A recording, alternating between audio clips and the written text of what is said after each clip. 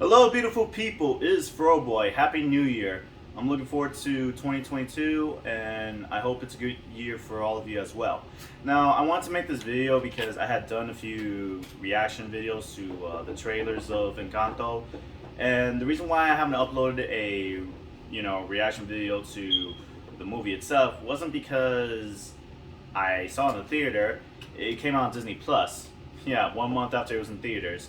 This is being due to the pandemic rising up again with the Omicron virus, and they decided to cut their losses and just say fuck it, put it on Disney Plus. So after I realized that when I was visiting family in New York at the time, I was ill prepared. I didn't have my equipment. I really couldn't set up anything. It was very nonchalant and very casual, where we're just looking on the Disney Plus app on TV, and looking there, it just happened to be out, and you know, I was not expecting that, but family wanted to watch it. My mother really wanted to watch it, and we just said, okay, let's just watch it. So because of that, I didn't want to fake a reaction video to the movie. That being said, I did want to give my feedback on it from a Colombian's perspective.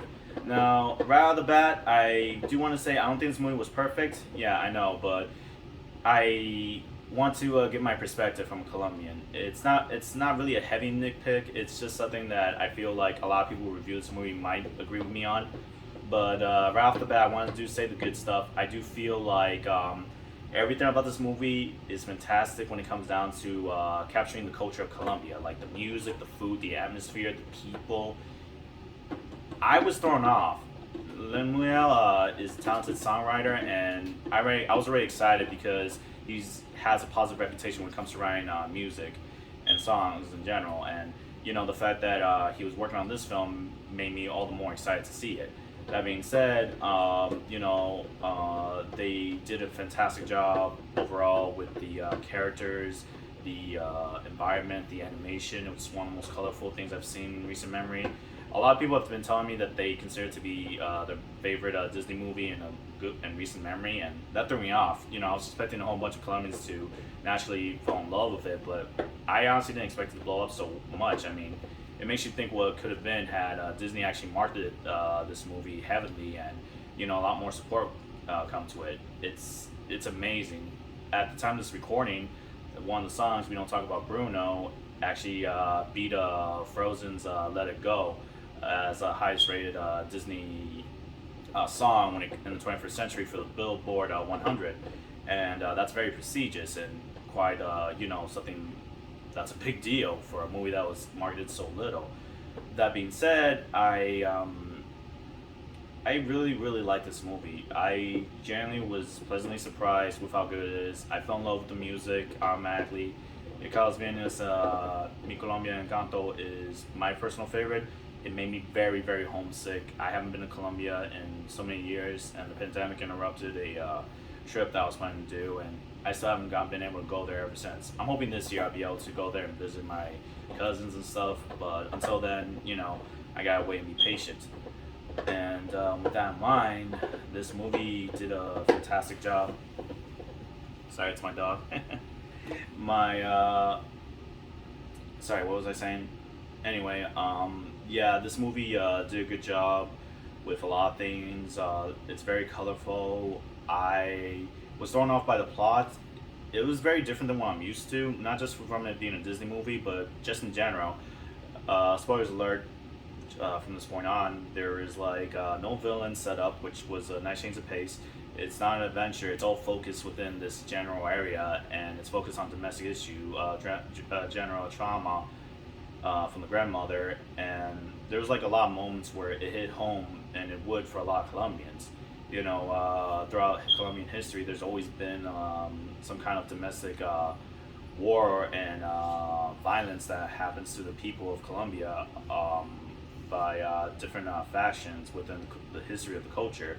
I'd be lying if I said that I didn't know anyone from Colombia or had connections to Colombia who had members who took some of the scenes very emotional, especially at the end where you see the flashback between Abuela and Abuelo.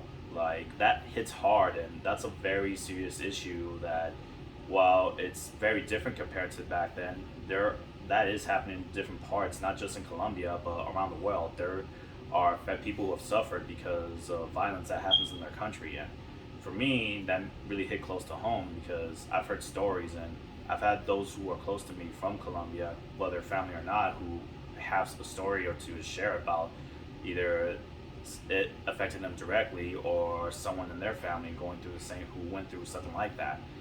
The timeline is a bit oblivious. It doesn't really say, but based on the fact that it references telenovelas and the fact that Bruno was showing his makeshift TV entertainment with the rats, I do say that sometime past the 50s. But again, it could just be one of those things where the environment and setting it could just be a mix of different stuff from different eras all together within this one timeline. Kind of like in the TV show Archer, where even though it's the era where the Soviet Union still exists, and you have these retro computers, they have cell phones, they have these references to modernize pop culture things that happened from the 90s and up. And even you get the idea. It can be pretty ambiguous. I didn't do that much research, but when I saw this, it was purposely ambiguous, and I'm happy they did that. Like I think it's all focusing on the mountainside, the Andres Mountains, but for the most part, it does capture Colombian culture accurately. Now, the thing that I don't like about it, why I don't think it was perfect, I do think that certain aspects between the characters wasn't fleshed out properly. This is a movie that's about an hour and a half long, right? Certain interactions like between Antonio and Mirabel, I felt like you only see them closely interact at the beginning, and then after that you don't really see them interact more and more so. Like there's like a brief moment even in the middle of the movie, I don't think he even talks to her directly. He's just there, and then at the end, like you have this cute little interaction between them on the ending of the film. But again, you don't really see the dynamic between them. Camino, who's my favorite character, you don't see more of him. I felt like Abuela being forgiven was too easy. I felt like that should have been longer and more satisfying of a build up, because I do think like she should have confronted. It should have been more confronted by the other family members so that they get their conclusion. It felt kind of rushed. The same thing when Bruno came back and how seeing all that stuff with him reuniting with the family just didn't feel as good as it could have been. Maybe him meeting Antonio, that could have been the first time that Antonio ever met him. Maybe Bruno left before Antonio was even born. Like, I don't know how, what the ages are accurately right off the top of my head, but I wanted to see more of emotion with Bruno actually reuniting. Yeah, you see the sisters get happy and seeing him, but Peppa was talking shit about him and we don't talk about Bruno, and I think, we need to see more. Maybe there's hesitation, maybe she's conflicted. I wanted to see more of that. I felt like those reunion moments, and it just felt a bit rushed. Again, this was a movie that was like a little over an hour and a half, but had you had like maybe 10 minutes, at least 10 minutes of just a little bit of that stuff, I think it could have been the perfect movie in that aspect. I think that's what was missing. Some things felt a bit too rushed and weren't as satisfying and concluded as they could have been. Again, that's just from my perspective. I watched this movie a few times. I waited. I wanted to see how it sold. There are a few plot holes in the story that some people have pointed out that I do feel it's kind of weird, or some continuity issues. But again, it didn't really ruin the movie for me. If I had to give a rating, the lowest I give it would be an 8 out of 10. The highest what I give it is a 9 out of 10. Again, not everyone will agree with me with these ratings, but that's just how I feel. I want to be as unbiased as possible. And again, I have to thank Disney for what they did with this movie. It reminded me so much about Colombia. It captured Colombia perfectly. The music is some of the best, and I love it. It makes me homesick, and I hope to see Colombia again soon. Anyway, guys, that was just a brief, I'm sorry this wasn't in depth, but I just really want to get my feelings out there. I do think that Colombians will generally enjoy this film, and for the most part, they seemingly have, albeit for some nitpicks here and there, which is understandable. I didn't see banana paisa, so, that's my favorite Colombian dish. It's iconic for Colombian. But hey, that's whatever. There are different reasons of what they went with and how they decided to present it, and this did a good job of it. So with that being said, guys, I hope you liked this video. I'm actually going to upload another video soon, so stay tuned for that. And until next time, my friends. Ciao for now.